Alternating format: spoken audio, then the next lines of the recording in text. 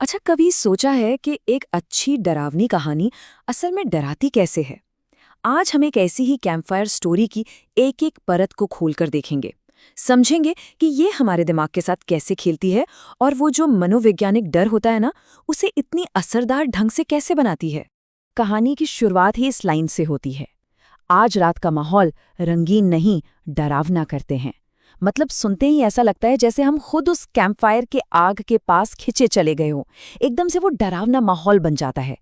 तो चलिए इसी माहौल में उतरते हैं और देखते हैं कि आगे क्या होता है। तो सबसे पहले बात करते हैं कैंपफायर और कहानी की। यहीं से आप कह सकते हैं कि डर की जमीन तैयार होती है। यही हमें पता चलता है कि कहानी का माहौल क्या है और किरदार कौन-कौन है। तो सेटअप कुछ ऐसा है। 4 दोस्त हैं, नरेश, जीत, चेतन और सुजित। और नरेश अपनी एक पर्सनल डरावनी कहानी सुना रहा है। अब कहानी की जगह वो है उसका पुश्तैनी घर, जो एक नदी की वजह से ना बाकी दुनिया से बिल्कुल कटा हुआ है। और घर में उसके साथ कौन है? सिर्फ एक शांत सा वफादार नौकर, दादू। अब देखिए कहानी शुरू से ही अलगाव मतलब आइसोलेशन पर कितना जोर दे रही है। और यही तो है डर की पहली सीढ़ी। अब आता है कहानी का अगला हिस्सा, नदी का रहस्य। और यहीं से असली तनाव बनना शुरू होता है। एक ऐसा रहस्य जो धीरे धीरे नरेश के दिमाग में शक पैदा करने लगता है। तो ये टेंशन ना धीरे धीरे 3 रातों में बढ़ता है। पहली रात को जो होता है वो बस थोड़ा अजीब लगता है। एक आदमी नाव में किनारे तक आता है पर घर के पास नहीं आता। दूसरी रात मामला थोड़ा पर्सनल हो जाता है। वो आदमी नदी के बीच में रुक जाता है और ऐसा लगता है मानो वो नरेश को ही घूर रहा हो। और फिर तीसरी रात तक तो बात एकदम खौफनाक हो जाती है। वो आदमी नदी में एक बैग फेंकता है, बिल्कुल चुपचाप, बिना किसी आवाज के। ये जो पैटर्न है ना, यही रहस्य और डर को कई गुना बढ़ा देता है।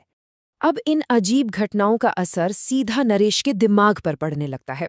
वो अकेलापन उसे जैसे पागल कर रहा है। और उसका सारा का सारा शक किस पे जाता है? घर में मौजूद अकेले दूसरे इंसान पर, दादू पर। वो दादू से भिड़ जाता है, उस पर इल्जाम लगाता है कि तुम मुझे पागल साबित करके ये घर हड़पना चाहते हो। पर दादू वो शांति से सब मना कर देता है। और उसका ये शांत इनकार नरेश को और भी बेचैन कर देता है। यहीं पर कहानी बाहरी डर को किरदार के अंदर के पागलपन से मिला देती है और इसका नतीजा बहुत खतरनाक होने वाला है। और अब आता है कहानी का क्लाइमैक्स, तीसरा भाग, खूनी रात। अब तक जो डर धीरे धीरे बन रहा था ना, वो अब एक धमाके के साथ फटने वाला है। नरेश को अचानक एक बहुत ही भयानक और कंफ्यूजिंग सा सीन दिखता है। सब कुछ इतनी तेजी से होता है कि सच क्या है और वहम क्या, फर्क करना मुश्किल हो जाता है।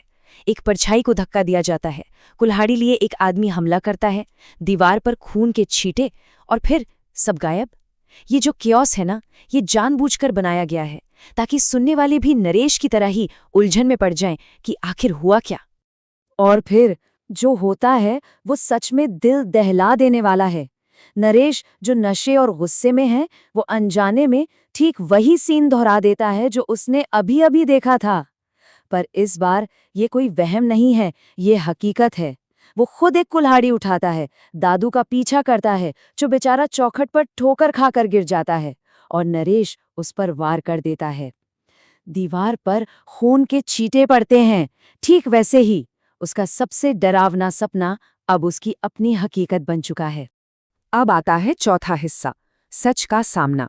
क्लाइमैक्स का जो खौफ था वो अब थोड़ा थम गया है और अब कहानी का सबसे चौंकाने वाला मोड़, उसका सच सामने आने वाला है।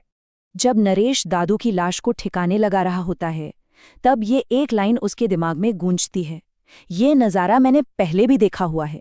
और बस यही वो पल है जब उसे वो भयानक एहसास होता है कि जो कुछ भी अभी हो रहा है वो पहले भी हो चुका है। और यहीं पर कहानी का सबसे बड़ा ट्विस्ट खुलता है। नरेश ने क्या देखा था?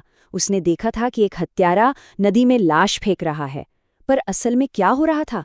वो खुद दादू की लाश को नदी में फेंक रहा था। और वो परछाई जो उसे खिड़की से घूर रही थी, वो कौन था? वो कोई और नहीं बल्कि उसका अतीत था, उसका पास्ट सेल्फ, जो अपने ही भविष्य को, इस खौफनाक मंजर को देख रहा था।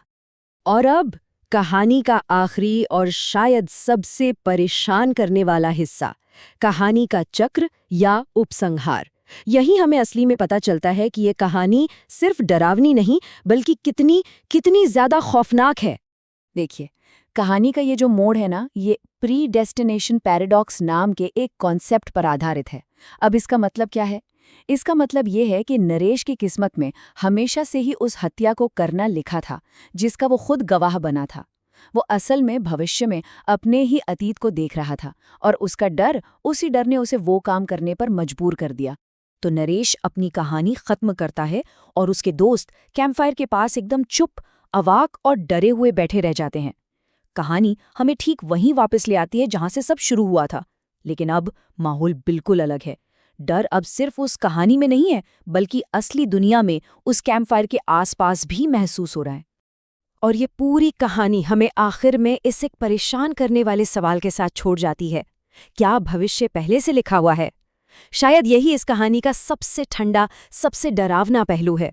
ये सोचने पर मजबूर कर देता है कि क्या हम अपनी किस्मत के मालिक हैं, या फिर हम सब सिर्फ एक ऐसे चक्र में फंसे हुए हैं जिसे हम कभी समझ ही नहीं सकते।